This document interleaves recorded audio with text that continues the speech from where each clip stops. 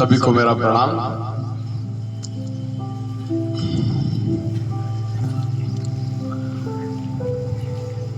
कि किसी का भला ना कर सको कोई बात नहीं, पर कभी किसी का बुरा मत करना। ये दुनिया कमजोर हो सकती है, कि ये दुनिया कमजोर हो सकती है, पर दुनिया बनाने वाला नहीं। एक बहुत सुंदर कहानी जो हमारे जीवन में बहुत बड़ा बदलाव लाएगी।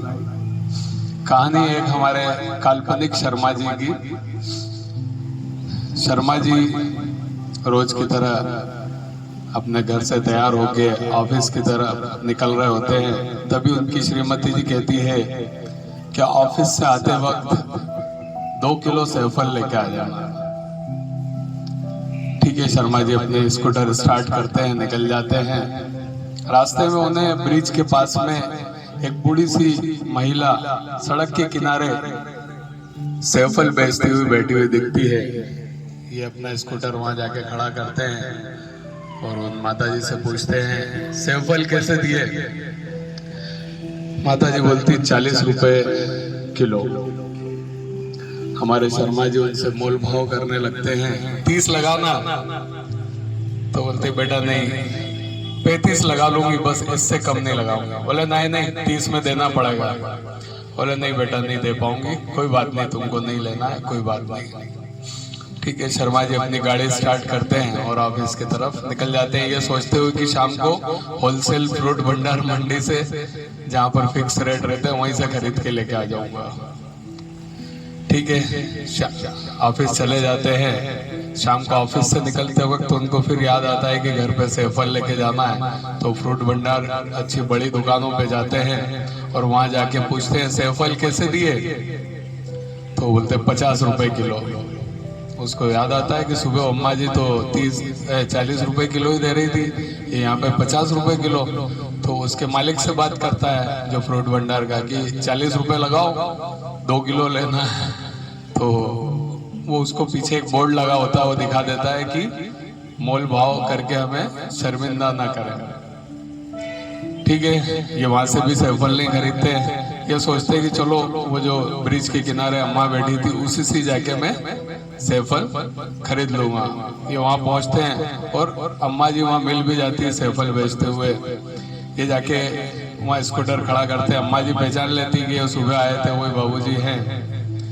ये जाके बोलते हैं अम्मा जी सेवफल दे दो। बोले बेटा मैं सेवफल तो दूंगी, लेकिन 35 से कम नहीं लगाऊंगी, अब मोल भाव नहीं करूंगी। बोले नहीं नहीं, मुझे कोई भाव नहीं करना है, आप तो सेवफल दो। बोले मेरे पास थैला नहीं। बोले कोई बात नहीं, मेरे पास थैला है।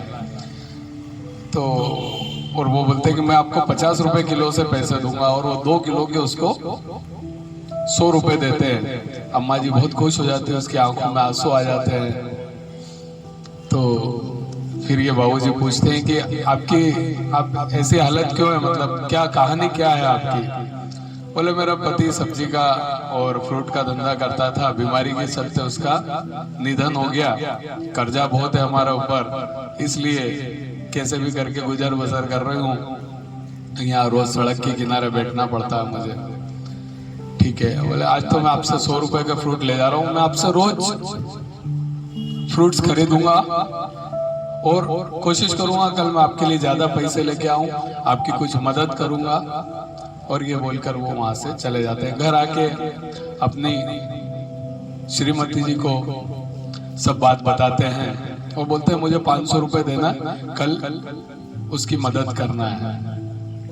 सारी बात बताते हैं कि यार हमें सड़क के किनारे बैठे किसी व्यक्ति जो सड़क के किनारे कुछ भी धंधा कर रहे हैं, कोई चीजें बेच रहे हैं, उनसे हमें मोल भाव नहीं करना चाहिए। उनकी गरीबी, उनकी लाचारी का हमें कोई फायदा नहीं उठाना चाहिए। क्योंकि बड़े बड़े मॉल्स में तो हम जाते हैं, बड़े बड़ी दुकानों पे जाते हैं, वहां पर तो हम कभी कोई मोल भाव करते नहीं है, जो मांगता दे देते हैं। लेकिन सड़क के किनारे बैठे व्यक्ति से हम मोल भाव करते हैं, जबकि वो उनकी मजबूरी के कारण वहां पर बैठे हैं और अपनी जीविका चला रहे हैं।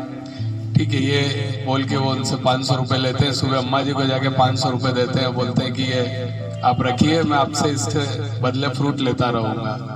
ऑफिस जाते हैं तो वहां पर भी जाके अपने सारे मित्रों को बताते हैं कि ऐसे ऐसे अम्मा जी और वो अच्छे फ्रूट्स देती है वगैरह, आप भी उसको लो, उसकी मदद हो जाएगी ये वो। ऑफिस वाले भी वहां से फ्रूट्स लेने लगते हैं।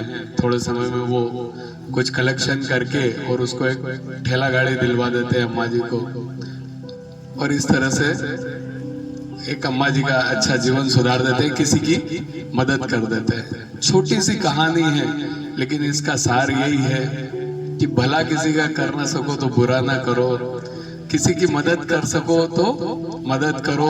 और कभी भी जो ये छोटे मोटे लोग हैं जो सड़क के किनारे बैठकर अपना धंधा कर रहे हैं, उनकी गरीबी उनकी लाचारी का फायदा ना उठाएं और उनसे कोई मोल भाव नहीं करें। यही इस कहानी का, एक छोटी सी कहानी का सार था। इसको हमारे जीवन में हम उतारे। धन्यवाद। एक छोटा सा भजन